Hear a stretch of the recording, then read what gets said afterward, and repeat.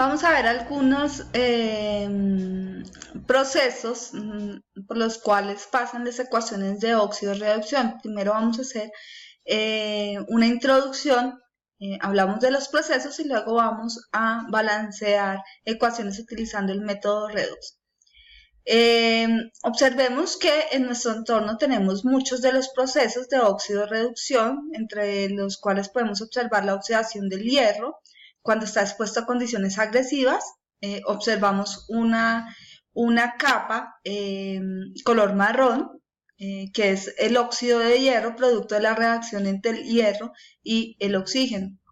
En el caso de la fotosíntesis, observamos que debido a la presencia del sol y a las diferentes reacciones que suceden allí, se reduce el dióxido de carbono. En el caso de los combustibles, ellos también al quemarse se oxidan y en los procesos biológicos observamos la oxidación de nutrientes. Una aplicación muy importante del proceso de óxido-reducción se da en la electroquímica y a través de la cual podemos hacer interactuar las ecuaciones de óxido-reducción con la generación de electricidad.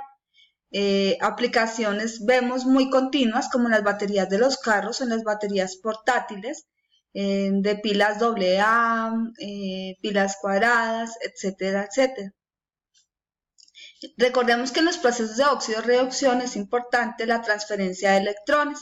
Siempre hay una transferencia de electrones entre dos especies químicas y esta transferencia ocurre simultáneamente.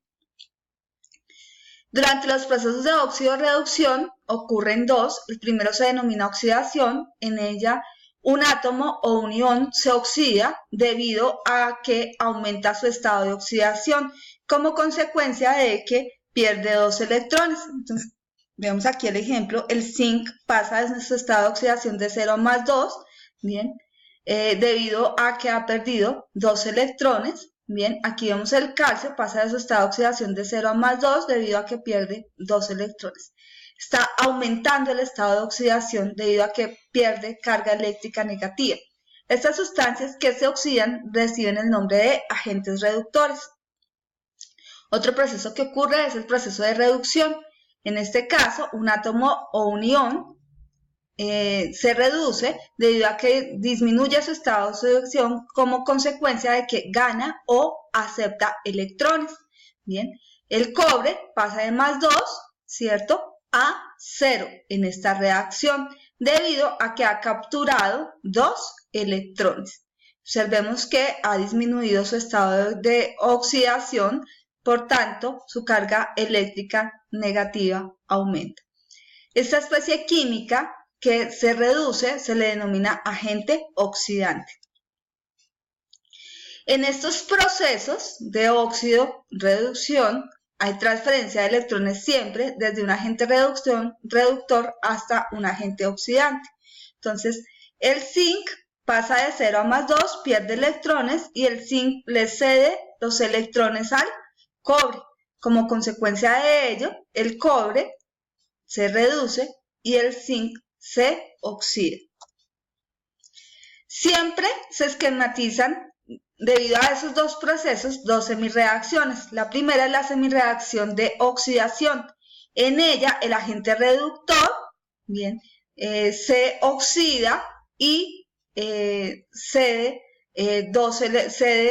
un número determinado de electrones. En las semirreacciones de reducción, el agente oxidante captura electrones y como producto de ello se obtiene un producto reducido, ¿sí?,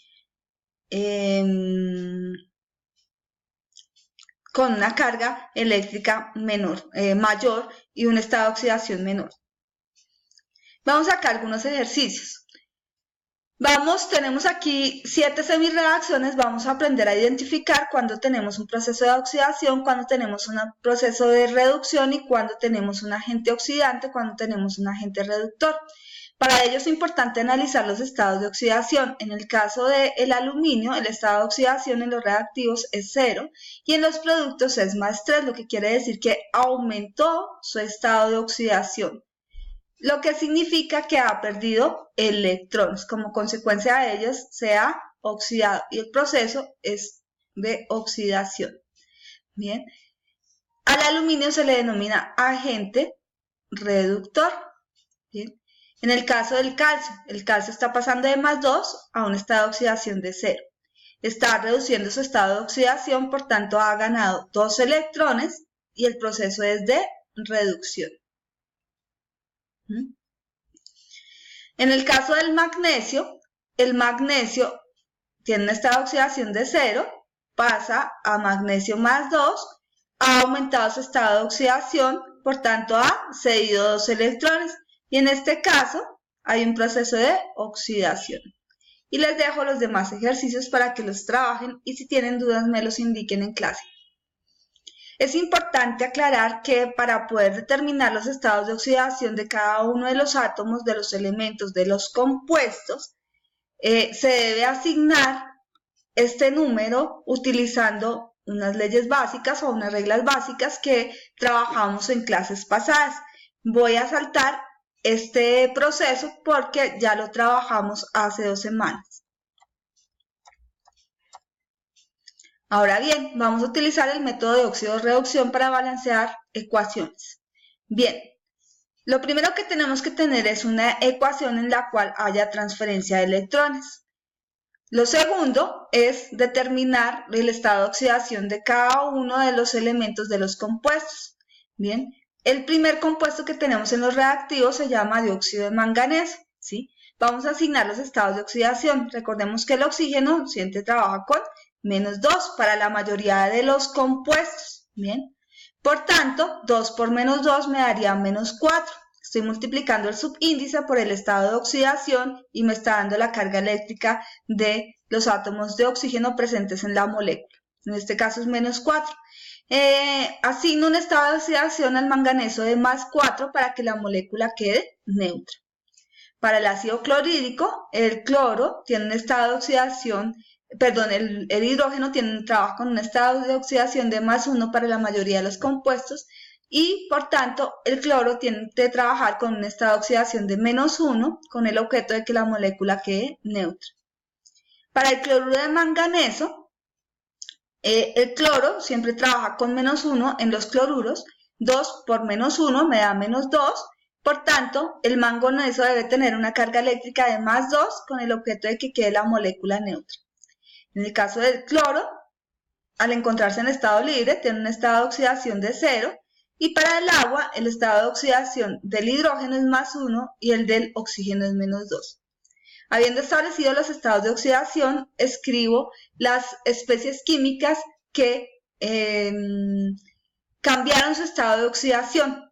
Observo que el manganeso pasa de +4 a +2.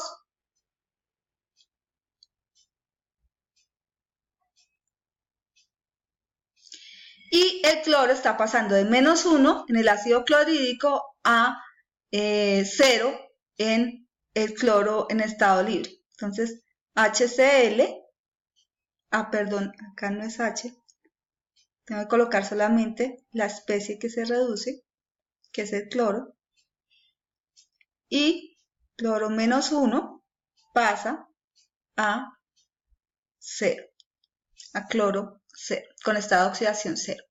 Muy bien, el siguiente paso será balancear en masa las semirreacciones que acabé de escribir. Entonces, observo que en la primera semirreacción tengo un átomo de manganeso tanto a la izquierda como a la derecha, por tanto no es necesario balancearla. Sin embargo, en la segunda semirreacción observo que el cloro es diatómico a la derecha y a la izquierda tengo un solo ion de cloro, por tanto asigno un coeficiente estequiométrico de 2 a la izquierda para poder balancear la semirreacción en masa. El siguiente paso consiste en balancear las cargas. Entonces, voy a escribir las semirreacciones aquí a la derecha. Manganeso +4 pasa a manganeso +2 y cloro -1 pasa a cloro 0. Para esto, tengo que balancear las cargas eléctricas. Observo que el estado de oxidación del manganeso pasa de 4 a +2. Ha reducido su estado de oxidación.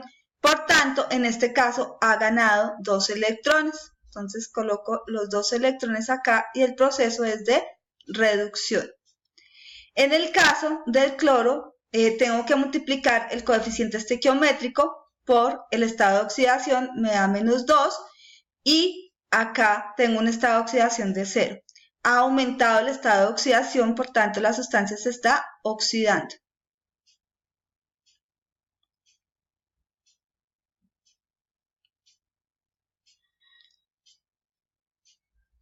Se está oxidando. Bien. Y por tanto ha perdido 2 electrones. Como los pierde, los coloco al lado derecho de la ecuación. Una vez obtenida el balance de masa y el balance de cargas eléctricas, procedo a hacer el balance simultáneo eléctrico de las dos semireacciones. Como no lo tengo aquí, voy a la siguiente reacción y la voy a escribir por acá. El manganeso más 4, aquí es más 2.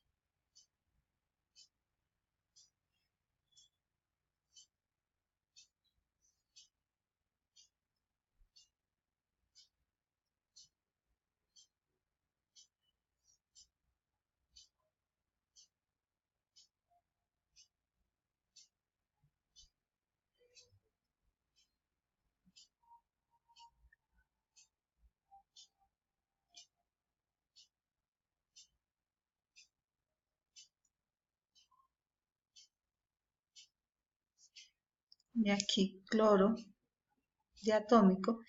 Y para ello, el número de electrones de la primera reacción debe ser cedidos o capturados en la primera reacción debe ser igual al número de electrones cedidos a capturados en la segunda reacción. Bien. Para ello, tengo que multiplicar, ¿cierto?, el número de electrones en la primera reacción por todas las especies químicas, todo lo que tenga aquí en la primera reacción lo multiplico por el número de electrones de aquí abajo y hago lo mismo aquí arriba. Sin embargo, observemos que acá tengo 2 electrones y acá 2 electrones, por tanto, las cargas eléctricas son iguales y no es necesario balancear. Lo que voy a hacer es simplemente sumar y eliminar cantidades iguales al lado y lado de la ecuación. Bien.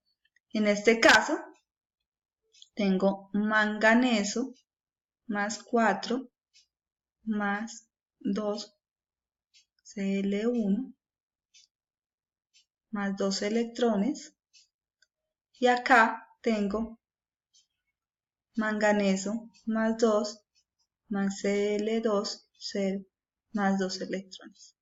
Simplifico 2 electrones con 2 electrones. Bien. Y asigno coeficientes estequiométricos. En este caso, la única especie química que cambió el coeficiente estequiométrico es el cloro. Bien. Luego, coloco la reacción común y corriente y asigno el coeficiente estequiométrico, ¿cierto?, que obtuve como producto de la suma de las dos semireacciones. Bien. Y el resto de especies químicas que no están balanceadas, las puedo balancear por tanteo. Bien, en este caso, observemos que el oxígeno no está balanceado. El hidrógeno, aunque tengo 2 átomos de hidrógeno al lado y lado de la ecuación, el oxígeno no está balanceado. Luego tengo que buscar la forma de balancearlo. Aquí tengo 2 átomos de oxígeno y la única forma de balancear el oxígeno es anteponiendo un 2 a la molécula del agua. De esta manera ya tengo balanceado el oxígeno, pero el hidrógeno se acaba de desbalancear. Como consecuencia de ello, voy a multiplicar la molécula que tiene ácido clorhídrico al lado izquierdo y voy a cambiar su coeficiente por 4, que es lo que ha sucedido acá. Bien. Y de esta manera ya me quedan balanceados 4 hidrógenos al lado izquierdo, 4 hidrógenos al lado derecho. Bien. Si balanceo manganeso, el manganeso tiene el mismo número de átomos